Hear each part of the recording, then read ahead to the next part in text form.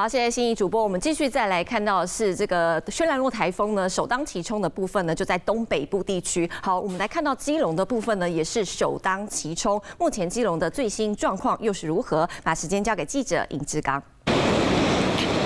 好的，主播，今年编号第11号的中度台风轩岚诺暴风圈正逐渐的接近台湾了。而目前在基隆的潮境公园这里呢，目前是没有雨势的。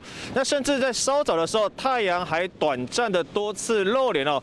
不过其实今天上午开始，基隆地区就一直是这个间歇性的雨势哦。不过呢，这个风势还是蛮强劲的哦。那是出现了大约6级到7级的阵风，而海面上也开始出现了 长浪，那这个甚至这个拍打到礁石激起的浪花也越来越高，甚至有2、3层楼这么高，甚至有的会拍打到海面上来哦。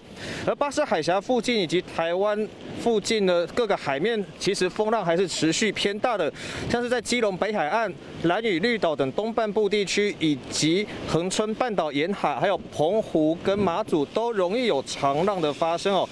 而中央气象局在今天凌晨2点半的时候，其实已经针对新北、宜兰还有基隆发布这个陆上台风警报啊。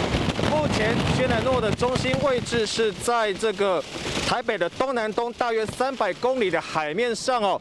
那因此也提醒民众是要提前准备这个防台 措施哦，还要准备防台物资，小心留意外出安全哦。那华视新闻也将持续为您掌握这个轩岚诺台风的最新动态。先把时间还给棚内。